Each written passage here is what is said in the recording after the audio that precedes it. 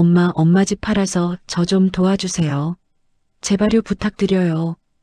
평생 모은 재산이 집이 전부인 그녀는 효자 아들의 말을 믿었습니다. 하지만 진실은 달랐습니다.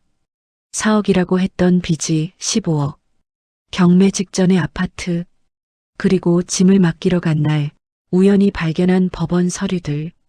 시어머니 집 팔면 시간이라도 벌 수 있잖아. 우연히 며느리가 통화하는 말을 듣고 어머니는 깨달았습니다. 자신은 빚을 막는 방패막이일 뿐이라는 것을. 67세 어머니는 결심했습니다. 한 푼도 주지 않기로. 이것은 한 어머니가 자식들의 거짓말로부터 스스로를 지켜낸 이야기입니다. 오늘 이야기의 주인공 박순희 여사는 그 질문에 명확한 답을 내놓습니다. 그럼 지금부터 시작하겠습니다. 구독과 좋아요는 저희 사연 그리고 인생 채널에 큰 힘이 됩니다. 67세 박순희 여사. 남편과 사별 후 5억짜리 25년 된 아파트 한 채가 그녀의 전부였습니다. 25평형 낡은 아파트. 벽지는 누렇게 변색됐고 보일러는 자주 고장났습니다. 하지만 순희 씨에게는 평생의 보금자리였습니다. 남편이 먼저 하늘나라에 간 지 3년. 그녀는 매일 아침 남편과 함께 찍었던 탁자 위의 사진을 보며 하루를 시작했습니다. 오늘도 괜찮으시죠? 저도 잘 있어요. 순희 씨는 젊은 시절 남편이 운영하는 작은 부동산 중개소에서 잠깐씩 일을 했습니다. 직접 중개를 하진 않았지만 서류 정리하고 계약서 검토하는 일을 도왔습니다. 덕분에 등기부등본 보는 법, 경매 절차, 법원 서류 정도는 조금 알고 있었습니다. 그녀의 유일한 위안은 잘 나가는 아들 재민 부부였습니다. 재민은 대기업 과장, 며느리 지영은 프리랜서 디자이너. 외제차를 몰고 좋은 아파트에 살고 가끔 해외여행 사진을 SNS에 올리는 그들은 겉보기엔 성공한 가정이었습니다. 하지만 순희 씨는 몰랐습니다. 그 모든 것이 빚으로 유지되는 허상이라는 것을. 어느 날 저녁, 순희 씨가 저녁 식사를 하고 있는데 아들 재민에게서 전화가 걸려왔습니다. 여보세요, 재민아? 엄마, 저 좀 급한 일이 생겼어요. 재민의 목소리가 평소와 달랐습니다. 떨리고 불안하고 조급했습니다. 무슨 일이야? 무슨 일 있어? 전화로는 말하기 그런데 내일 시간 되세요? 저희 집으로 와주실 수 있으세요? 그래, 알았어. 내일 갈게. 다음 날 오후, 순희 씨는 아들 집 초인종을 눌렀습니다. 문을 연 며느리 지영의 표정은 어딘가 어두웠습니다. 어머니, 오셨어요. 들어오세요. 응, 재민이는? 거실에 있어요. 거실로 들어서자 소파에 앉아있던 재민이 벌떡 일어났습니다. 엄마 오셨어요. 그래. 그런데 무슨 일이야? 재민은 순희 씨를 소파에 앉히고 한참을 망설였습니다. 지영도 옆에 앉았습니다. 저기 엄마. 응? 사실은 제가 투자를 좀 잘못했어요. 투자? 네. 주식이랑 코인 같은 거요. 순희 씨는 깜짝 놀랐습니다. 너 회사 다니면서 그런 거 했어? 직장 월급만으로는 힘들어서요. 그래서 재테크를 좀 하려고 했는데 재미는 말을 잇지 못했습니다. 그때 지영이 끼어들었습니다. 어머니, 사실 집 대출도 좀 꼬였어요. 대출? 네. 투자금을 마련하려고 대출을 좀 받았는데 손실이 커지면서 빚이 불어났어요. 순희 씨는 가슴이 철렁 내려앉았습니다. 얼마나? 재민이 고개를 푹 숙이며 대답했습니다. 4억이요. 뭐? 4억? 순희 씨는 너무 놀라 목소리가 커졌습니다. 재민이 무릎을 꿇었습니다. 엄마, 죄송해요. 정말 죄송해요. 지영도 따라서 무릎을 꿇었습니다.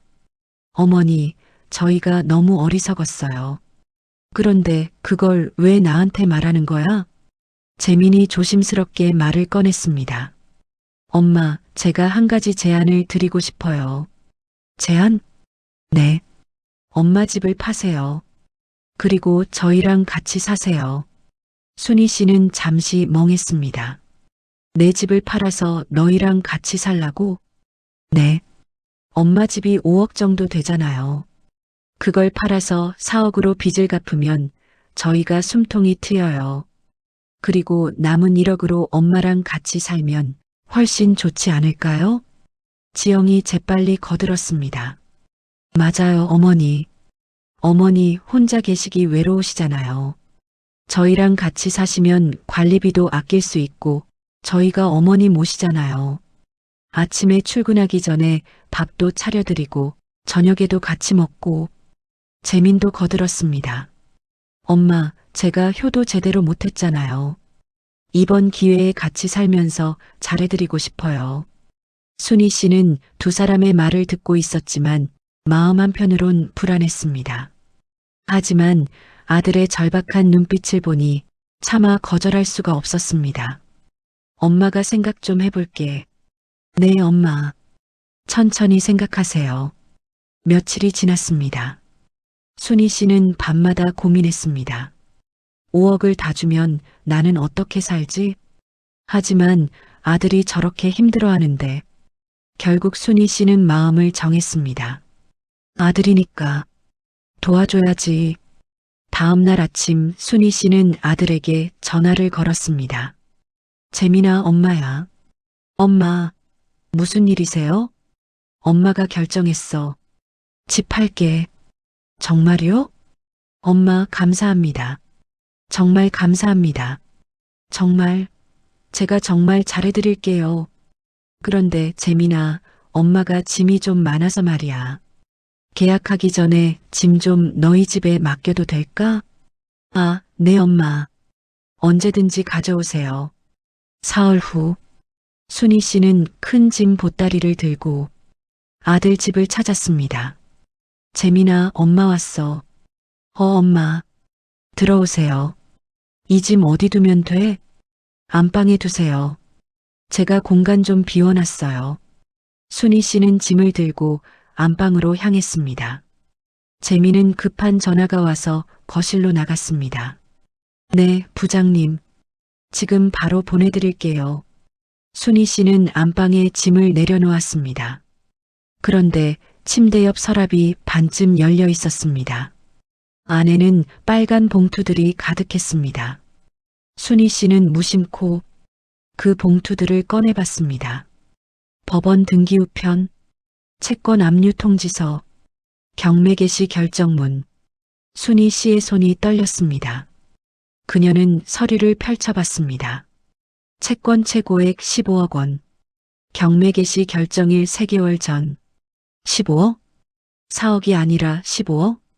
순희 씨는 다른 서류도 확인했습니다. 은행 대출 8억, 제2금융권 대출 5억, 개인 채무 2억, 모두 합치면 15억이었습니다. 순희 씨는 그 자리에 주저앉았습니다. 그때 외출을 하며 전화 통화를 하는 며느리 지영의 목소리가 들렸습니다. 미정아. 아직 몰라. 시어머니 집 팔면 시간이라도 좀 벌 수 있잖아. 그 사이에 우리 뭐라도 해야지. 같이 산다고 했지만 솔직히 엄청 부담이지. 어떻게든 버텨보다가 안 되면 그때 가서 생각해야지 뭐. 며느리가 밖을 나가는 것을 확인하고 조용히 서랍을 닫았습니다. 그리고 서류를 다시 제자리에 놓았습니다. 심장이 두근거렸습니다. 하지만 티를 내선 안 됐습니다. 순희 씨는 침착하게 거실로 나왔습니다. 순희 씨는 아무렇지 않은 척 현관문을 나섰습니다. 하지만 엘리베이터 안에서 그녀는 벽에 기대 눈물을 흘렸습니다. 4억이 아니라 15억이었구나. 나를 완전히 속였어. 집으로 돌아온 순희 씨는 밤새 잠을 이루지 못했습니다. 다음 날 아침, 순희 씨는 옆집 순자 언니에게 전화를 걸었습니다. 여보세요, 순자 언니? 지금 밖에 있어? 집에 갔더니 아무도 없던데. 오늘 모임이 있어서. 무슨 일이야? 언니 아들 영수, 작년에 법무사 사무실 개업했다고 했지? 응, 지금 서초동에 있지. 왜? 무슨 일 있어? 아니, 좀 확인하고 싶은 게 있어서. 연락처 알려줄게. 잠시 후 순희 씨는 영수에게 전화를 걸었습니다. 아, 순희 이모님. 작년에 개업했다고 들었는데 못 가봐서 미안해. 괜찮습니다. 그런데 무슨 일이세요? 사실은 우리 아들 집이 혹시 경매에 나왔는지 확인 좀 해줄 수 있나 해서? 네, 주소 알려주시면 확인해 드릴게요. 순희 씨는 떨리는 목소리로 아들 집 주소를 알려줬습니다. 1시간 후 영수에게서 전화가 왔습니다. 이모님 확인해 봤는데요. 영수의 목소리가 무거웠습니다. 이모님 아드님 집 경매 물건 맞습니다. 채권 최고액이 18억, 원금은 적어도 15억이에요. 순희 씨는 예상했지만 확인하니 더 충격이었습니다. 원금이 15억. 맞구나. 네, 채권자가 여러 명이에요. 은행 대출 8억, 제2금융권 대출 5억, 개인 채무 2억. 그리고 경매 개시 결정일이 3개월 전이네요. 영수야, 그럼 만약에 내가 4억을 준다면? 이모님, 솔직히 말씀드리면 4억으론 부족할 겁니다. 경매가 이미 시작됐고 연체 이자도 계속 불고 있어요. 15억 전액을 갚아야 경매를 막을 수 있어요. 그럼 5억을 줘도 5억도 부족합니다. 그리고 이모님, 영수가 조심스럽게 말을 이었습니다. 이모님이 돈을 주신다 해도 이거는 중복 경매 진행 중이라 법적으로 많이 복잡해요. 자칫하면 이모님 돈만 날리고 경매는 그대로 진행될 수도 있습니다. 순희 씨는 눈을 감았습니다. 영수야, 고마워. 정말 고마워. 이모님, 혹시 돈 주실 생각이시면 정말 신중하게 생각하세요. 알았어, 영수야. 고마워. 전화를 끊은 순희 씨는 그 자리에서 한참을 울었습니다. 4억은 거짓이었구나.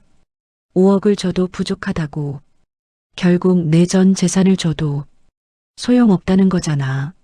순희 씨는 며칠 동안 생각했습니다. 그리고 결심했습니다. 내 인생은 아들이 빚을 갚기 위해 존재하지 않아. 순희 씨는 부동산에 전화를 걸었습니다. 사장님, 저 박순희인데요. 저번에 매매 얘기했던 거 취소하려고요. 네. 아직 계약은 안 하셨잖아요. 네. 대신 전세를 놓고 싶은데요. 전세요? 보증금 얼마로 하실 건가요? 4억이요. 4억이면 이 동네에서 금방 나갈 거예요. 제가 알아봐 드릴게요. 일주일 만에 전세 계약이 체결됐습니다. 보증금 4억 원. 순희 씨는 이 돈으로 다른 계획을 세웠습니다. 순희 씨는 인터넷으로 지방 부동산을 검색했습니다. 울진, 영덕, 삼척. 바다가 보이는 작은 마을들. 그곳에서 조용히 살고 싶었습니다. 며칠 후 울진의 한 부동산에서 연락이 왔습니다. 어머님, 괜찮은 집 하나 나왔어요. 전원주택인데 2억에 매물로 나왔습니다. 대지 150평에 건물 25평이고요. 바다도 보이고 텃밭도 있어요. 사진 좀 보내주세요. 순희 씨는 휴대폰으로 받은 사진을 보며 마음이 끌렸습니다. 이 집으로 할게요. 계약 도와주세요. 영덕에 사는 작은 오빠의 도움으로 울진으로 가서 일주일 만에 계약이 완료됐습니다. 2억 원 현금 매입, 나머지 2억 원은 은행 예금으로 넣어뒀습니다. 연 4% 이자로 월 약 65만 원의 이자 수익. 여기에 국민연금 월 120만 원을 합치면 월 185만 원. 울진에서 충분히 생활할 수 있는 금액이었습니다. 모든 준비가 끝난 어느 날 밤, 순희 씨는 편지를 썼습니다. 재민아, 지영아, 너희의 사억은 거짓이었다. 엄마가 너희 집에 짐을 맡기러 갔을 때 안방 서랍에서 법원 서류를 봤다. 4억이 아니라 15억의 빚. 그리고 이미 3개월 전에 경매가 시작됐다는 것도 알았다. 엄마를 속여서 뭘 하려던 거니? 5억을 받아도 경매를 막을 수 없다는 걸 알면서 왜 엄마한테 집을 팔라고 했니? 엄마를 세입자로 만들어서 경매 시간을 조금이라도 벌려던 거니? 엄마는 바보가 아니다. 너희가 거실에서 시간이라도 벌자고 말하는 것도 들었다. 엄마는 이제 울진으로 간다. 바다가 보이는 작은 집에서 텃밭을 가꾸며 살 것이다. 전세금 4억 중 2억으로 집을 샀고 나머지 2억은 예금으로 넣어뒀다. 이자와 연금으로 충분히 살 수 있다. 너희의 빚은 너희의 책임이다. 엄마는 더 이상 너희의 보험이 아니다. 그러니 너희 스스로 해결해라. 엄마가. 순희 씨는 편지를 봉투에 넣고 아들 집 우편함에 넣기 위해 아들 집으로 향했습니다. 밤 10시 순희 씨는 조용히 아들 집 우편함에 편지를 넣었습니다. 그리고 돌아서서 집으로 돌아왔습니다. 이튿날 새벽 순희 씨는 울진행 버스에 몸을 실었습니다. 짐은 많지 않았습니다. 남편 사진 한 장, 옷가지 몇 벌, 그리고 추억이 담긴 앨범 한 권. 버스가 출발했습니다. 순희 씨는 창밖을 바라보며 눈물을 닦았습니다. 여보, 제가 잘하고 있는 거죠? 사흘 후, 재미는 회사에서 돌아와 우편함을 확인했습니다. 우편함 안에는 각종 서류들이 가득했습니다. 법원 봉투, 경매 진행 통지서, 채권 압류 통지서, 그리고 어머니의 편지. 재민의 손이 떨렸습니다. 지영아, 이것 좀 봐. 지영이 현관으로 나왔습니다. 왜 그래? 엄마한테 편지 왔어. 두 사람은 편지를 펼쳤습니다. 편지를 읽던 재민의 얼굴이 새하얗게 변했습니다. 엄마가 다 알았어. 지영도 편지를 읽더니 그 자리에 주저앉았습니다. 어떻게? 우리 어떻게? 재민은 떨리는 손으로 어머니에게 전화를 걸었습니다. 뚜뚜뚜뚜. 고객님의 요청으로 전화를 받을 수 없습니다. 차단당했습니다. 재민은 문자를 보냈습니다. 엄마, 제발 전화 좀 받아주세요. 제발이요. 하지만 답장은 없었습니다. 그날 밤, 재민은 어머니 집으로 달려갔습니다. 하지만 집은 비어 있었습니다. 문 앞에는 이삿날, 2주 후의 날짜가 쓰여 있었습니다. 재민은 그 자리에 주저앉아 울었습니다. 엄마, 우리 어떡해요? 엄마. 하지만 어머니는 이미 울진으로 떠난 후였습니다. 울진, 동해 바다가 보이는 작은 마을. 박순희 여사의 새로운 삶이 시작되었습니다. 아침 6시, 순희 씨는 눈을 뜹니다. 창문을 통해 들어오는 햇살이 따뜻합니다. 푸른 바다가 펼쳐져 있습니다. 파도 소리가 들립니다. 평화롭습니다. 순희 씨는 남편 사진 앞에 물 한 잔을 올립니다. 여보, 제가 잘하고 있죠? 이제 아무도 저를 이용하지 못해요. 아침 식사를 마친 순희 씨는 텃밭으로 향합니다. 한 달 전에 심은 상추와 고추가 무럭무럭 자라고 있습니다. 예금 이자로 한 달에 약 65만 원, 국민연금으로 월 120만 원, 총 185만 원 정도의 수입이 있었습니다. 여기선 그 돈이면 충분했습니다. 관리비 10만 원, 전기수도세 5만 원, 식비 50만 원, 통신비 5만 원, 기타 생활비 30만 원, 한 달 생활비는 약 100만 원, 남은 85만 원은 비상금으로 모았습니다. 병원비, 경조사비, 여행 경비로 쓸 수 있었습니다. 오전 10시, 이웃집 할머니가 지나가다 인사를 건넵니다. 순희 씨, 오늘도 텃밭 일하세요? 네, 언니. 오늘 상추 좀 따야 해서요. 나도 도와줄까? 그러세요. 같이 해요. 두 사람은 함께 텃밭에서 상추를 땄습니다. 이곳에선 누구도 그녀에게 돈을 요구하지 않았습니다. 누구도 그녀를 이용하려 하지 않았습니다. 그저 평범한 이웃으로 친구로 대해줬습니다. 오후 2시, 순희 씨는 마을 복지관으로 향합니다. 오늘은 요가 수업이 있는 날입니다. 복지관에는 비슷한 또래의 어르신들이 모여 있었습니다. 순희 씨 왔어요? 네, 선생님. 1시간 동안 요가를 하고 나니 몸이 가뿐했습니다. 수업을 마치고 어르신들과 함께 복지관 쉼터에 앉아 차를 마셨습니다. 순희 씨, 서울서 오셨다며? 왜 여기까지 오셨어요? 순희 씨는 잠시 망설이다가 대답했습니다. 조용히 살고 싶어서요. 아, 그렇구나. 여긴 정말 조용하지. 나도 처음엔 심심했는데 이제는 좋아. 오후 4시 집으로 돌아온 순희 씨는 직접 기른 상추로 저녁을 준비합니다. 상추쌈에 된장 하나면 충분했습니다. 저녁을 먹고 설거지를 마친 후 순희 씨는 바닷가로 산책을 나갔습니다. 석양이 바다에 비쳤습니다. 주황빛 하늘, 잔잔한 파도 소리. 순희 씨는 벤치에 앉아 바다를 바라봤습니다. 이렇게 평화로울 수가 있구나. 그날 밤, 순희 씨는 일기를 썼습니다.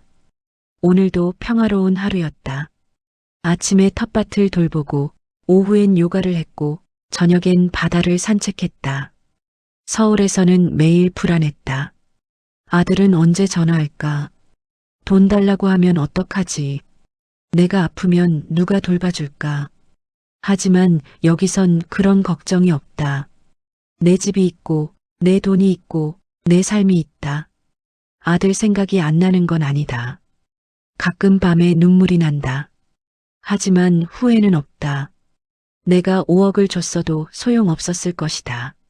15억의 빚은 내가 감당할 수 없는 금액이다.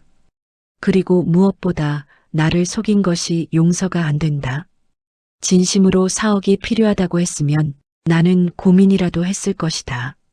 하지만 15억을 숨기고 경매를 숨기고 나를 이용하려 했다. 그건 용서할 수 없다. 나는 나의 인생을 살 권리가 있다. 여보, 제가 잘하고 있는 거죠? 6개월이 흘렀습니다. 어느 날, 순희 씨에게 택배가 도착했습니다. 발신인은 아들 재민이었습니다. 순희 씨는 잠시 망설이다가 택배를 열었습니다. 안에는 편지 한 장과 함께 직접 담근 김치가 들어 있었습니다. 엄마, 안녕하세요. 재민이에요. 엄마가 떠나신 후 저희는 정말 많이 반성했습니다. 집은 경매로 넘어갔고 저희는 월세 작은 투룸으로 이사했습니다. 차도 팔았습니다. 명품도 다 정리했습니다. 지영이는 회사에 정규직으로 들어갔고 저는 주말마다 배달 아르바이트를 하고 있습니다. 처음엔 너무 힘들었습니다. 왜 엄마는 저희를 도와주지 않는지 원망도 했습니다. 하지만 시간이 지나면서 깨달았습니다. 저희가 엄마를 속이고 큰 잘못을 했다는 것을. 엄마가 5억을 주셨어도 경매는 막을 수 없었을 거예요. 그저 조금 시간을 벌고 엄마는 전 재산을 잃으셨겠죠. 저희가 정말 이기적이었습니다. 엄마, 용서해 주세요. 그리고 감사합니다. 엄마가 저희를 낳아주신 게 사실은 저희를 살린 거였어요. 이제 저희는 스스로 일어서는 법을 배우고 있습니다. 빚은 아직 많이 남았지만 조금씩 갚아가고 있습니다. 엄마, 건강하세요. 사랑합니다. 재민올림. 순희 씨는 편지를 읽으며 눈물을 흘렸습니다. 하지만 이번엔 슬픈 눈물이 아니었습니다. 안도의 눈물이었습니다. 다행이다. 깨달았구나. 그날 저녁 순희 씨는 재민이 보내온 김치를 꺼내 맛을 봤습니다. 간이 좀 싱거웠지만 정성이 느껴졌습니다. 순희 씨는 핸드폰을 꺼내 아들에게 짧은 문자를 보냈습니다. 김치 잘 받았다. 간이 좀 싱겁지만 정성은 느껴진다. 힘내서 살아라. 엄마는 여기서 잘 지내고 있다. 몇 분 후 재민에게서 답장이 왔습니다. 엄마, 정말 감사합니다. 엄마 목소리 너무 듣고 싶어요. 언젠가 찾아뵐게요. 사랑합니다. 순희 씨는 답장을 보내지 않았습니다. 하지만 미소를 지었습니다. 잘 크고 있구나, 재민아. 그로부터 1년이 더 흘렀습니다. 박순희 여사는 울진에서 평화롭게 살고 있습니다. 텃밭에서는 상추, 고추, 토마토가 자라고 있고 이웃 어르신들과는 일주일에 3번 복지관에서 만납니다. 예금 이자와 국민연금으로 한 달 생활비는 충분합니다. 그녀의 얼굴엔 평화가 가득합니다. 더 이상 누구에게 의존하지 않아도 되는 자유. 스스로 선택하고 책임지는 삶. 어느 날 아침 순희 씨는 남편 사진 앞에 앉아 말했습니다. 여보, 우리 재민이 요즘 연락이 자주 와요. 제대로 살고 있나 봐요. 저는 잘하고 있죠? 창밖으로 푸른 바다가 보였습니다. 오늘도 평화로운 하루가 시작됩니다.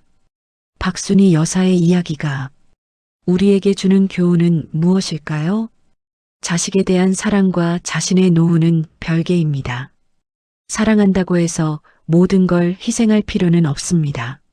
순희 씨가 만약 5억을 줬다면 어떻게 됐을까요? 15억 빚에는 턱없이 부족했을 것이고 경매는 그대로 진행됐을 것입니다.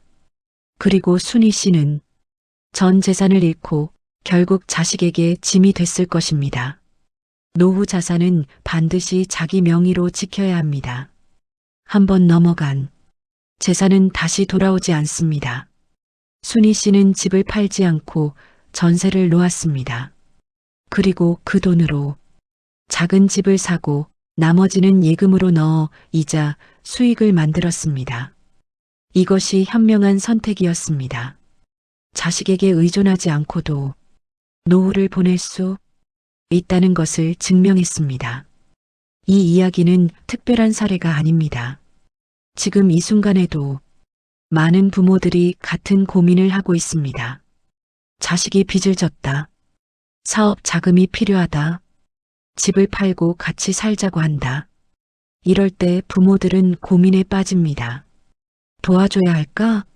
안 도와주면 나쁜 부모인가? 하지만 순희 씨의 이야기는 우리에게 명확한 답을 줍니다. 부모의 노후는 부모의 것입니다. 자식이 스스로 살 수 있도록 키워주는 것이 진짜 유산입니다. 여러분도 자신의 삶을 소중히 여기시길 바랍니다. 자식을 사랑하되 자신을 지키십시오. 그것이 진정한 사랑이고 진정한 지혜입니다. 오늘 이야기는 여기까지입니다. 사연 그리고 인생이었습니다. 구독과 좋아요, 알림 설정 부탁드립니다.